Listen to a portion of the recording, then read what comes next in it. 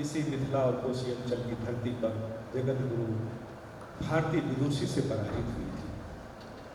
तो हमें लगता है कि अब आप आए हैं तो हम अपने जो पुराने हमारा प्राइड है, कोशी का प्राइड है, उसको निश्चित रूप से रिगेन करेंगे।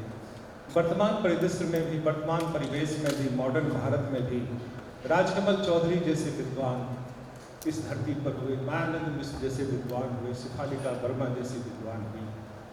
और यह समय है कि हम BN मंडल विश्वविद्यालय के माध्यम से इस प्राइड को गेन करें। महोदय, मैं कहने में अतिशयोक्ति नहीं है, ये हमारी अपनी फीलिंग है। आपके आने के बाद बहुत अच्छा एक पॉजिटिव वाइब्स भी प्रिवेल कर रहा है।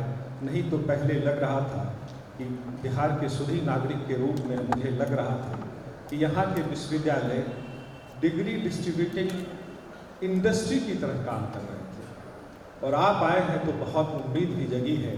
और हमारे माननीय वाइस चांसलर महोदय जब से आए हैं तब से मैं BN मंडल को बड़े ही क्लोज से वॉच कर रहा था, तो मुझे एक उम्मीद इनसे भी जगी है।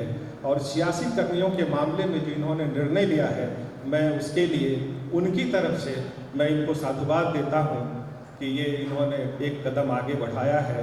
उनकी अस्थायी नियुक्ति की भी बात होगी तो बड़ी बात होगी। दूसरी बात मैं कहना चाहता हूँ कि इन्होंने कहा कि त्वरित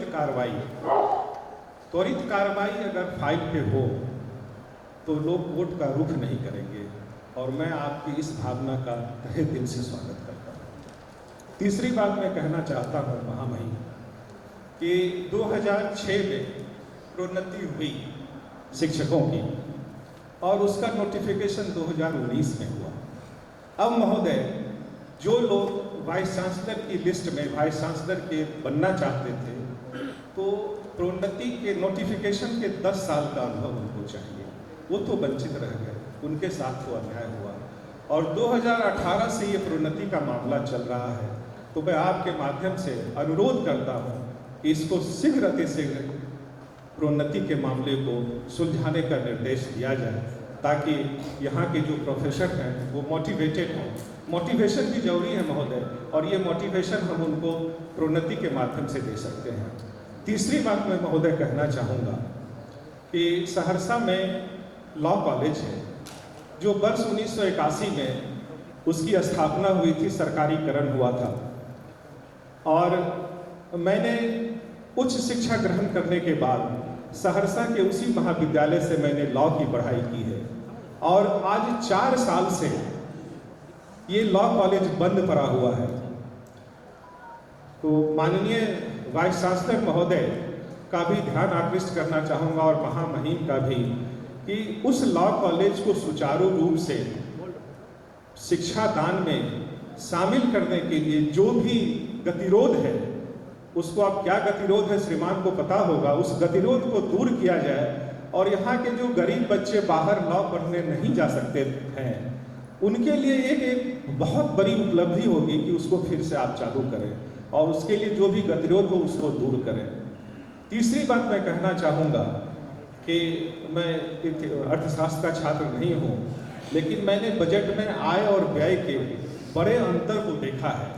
तो मुझे लगता है कि व्यय पर एक कमेटी बननी चाहिए, और उसमें जो पक्ष नहीं करने लायक हो उस पर आंशिक संशोधन के साथ इस बजट को पारित करना चाहिए। इन्हीं शब्दों के साथ, बहुत ही उम्मीद के साथ, महामहिम जी से बिहार के नागरिक होने के चलते मैं उम्मीद करता हूं कि शिक्षा में आमूल-चूल परिवर्तन निश्चय ही होगा। बहुत बहुत धन्यवाद। माननीय सदस्य निरंजन बाबू। धन्यवाद सर,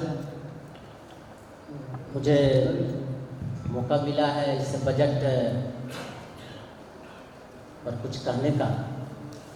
सबसे पहले हम लोग सौभाग्यशाली हैं, BN मंडल विश्वविद्यालय के सभी शिक्षक, शिक्षकेतर, कर्मचारी, छात्रगण कि आज हमारे विश्वविद्यालय में हमारे महामहिम माननीय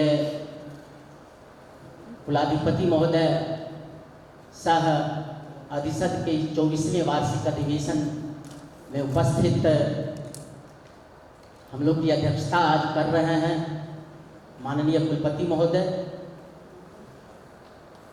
आज जो बजट हम लोग के सामने में प्रस्तुत किया गया है, निश्चित रूप से यह बजट इस बार बहुत बेहतर स्वरूप में प्रस्तुत किया गया है। पहली बार विश्वविद्यालय के स्नातकोत्तर और रिसर्च जो सेंटर की व्यवस्था होनी चाहिए, जिसके कारण से विश्वविद्यालय का नाम देश विदेश में होता है, उसके लिए आज इस बार का बजट बहुत ही बेहतर तरीके से माननीय कुलपति महोदय जो इसको रखने का कार्य किया है। मैं कुछ ध्यान आकृष्ट करना चाहता हूँ कि इस बार विश्वविद्यालय के नॉर्थ परिसर, जिसे आजकल शैक्षणिक परिसर कहा जाता है, उस परिसर में ग्रीन हाउस, एनिमल हाउस, गरीब छात्रों के लिए कुछ व्यवस्था की गई है, कैंटीन की व्यवस्था के लिए बजट में शामिल किया गया है और डे केयर सेंटर की भी व्यवस्था की गई है। इसके अलावा कई प्रकार की व्यवस्थाएं वहाँ इस बजट में की गई है। मैं सबसे पहले अध्यक्ष महोदय के साथ साथ अपने कुलपति महोदय को इस बजट के लिए धन्यवाद ज्ञापित करता हूँ कि सर, आपने इस बार की बजट को विवियन मंडल विश्वविद्यालय का बेहतर स्वरूप में प्रस्तुत करने का कार्य किया है। सर, अभी हमारे 3 सदस्य चर्चा किए प्रमोशन के संबंध में। निश्चित रूप से मैं छात्र शिक्षक का प्रतिनिधि हूँ। मैं कहना चाहूँगा कि यदि ऐसे शिक्षकों के प्रोन्नति की यदि कोई योजना हमारे विश्वविद्यालय के पास है, तो उनके प्रोन्नति को भी अविलंब करते हुए, प्रोन्नति का कार्य करते हुए, उसको भी इस बजट में एक जो ऐसे बजटीय प्रावधान किया जाता, तो मुझे लगता है कि हमारे शिक्षकों को उत्साह बढ़ाने में और उत्साहित करने में हम लोग मदद कर पाते, जिससे उनकी ऊर्जा को हम अपने छात्रों और विश्वविद्यालय के हित में लगा पाते। अभी मात्र कैश 2005 और 2018 चल रहा है। बहुत वर्षों से 2005 का आवेदन है, 2018 का भी आवेदन है। मैं कहना चाहूँगा कि यदि उसे अविलंब 1-2 महीने में यदि कर दिया जाता है और उनको भी बजट में शामिल कर दिया जाता, एक सप्लीमेंट्री बजट के तौर पर, तो हमारे शिक्षकों को काफ़ी खुशी होती और हमारे शिक्षक ऊर्जावान हो जाते और अपने विश्वविद्यालय में जो उनको असाइनमेंट मिलता उसको कार्य करने में काफ़ी आगे आते। मैं 1-2 चीज़ अपने अध्यक्ष महोदय से कहना चाहता हूँ कि सर, कुछ विश्वविद्यालय चूँकि अभी नॉर्थ कैंपस नया है और मात्र वह 5 साल का कैंपस है और 5 साल में उसको काफ़ी आगे आना चाहिए। बहुत किया गया है, पूर्व के कुलपति जी काफ़ी वहाँ कार्य किए हैं। वहाँ 15 स्मार्ट रूम हो गया है, लेकिन वाईफाई की व्यवस्था वहाँ नहीं है। वाईफाई पर भी बेहतर एक बजटीय प्रावधान करते हुए वाईफाई यदि लगा दिया जाता, तो हमारे शिक्षकों और छात्रों को जो ऑनलाइन पढ़ने की व्यवस्था है वो हो पाता। और मैं पुनः अपने इस बजट को मैं एकदम बेहतर बजट के रूप में देखता हूं और इस बजट पर मैं अपना समर्थन ज्ञापित करता हूं। धन्यवाद।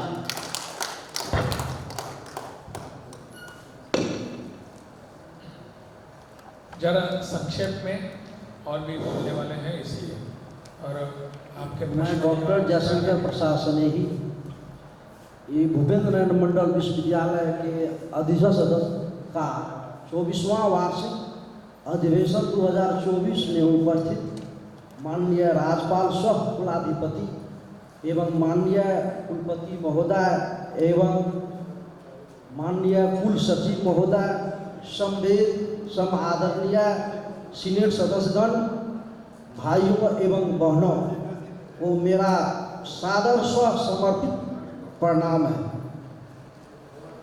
इस उम्र में कुलाधिपति महोदय, इस उम्र में सभी विश्वविद्यालय में जो अलग का काम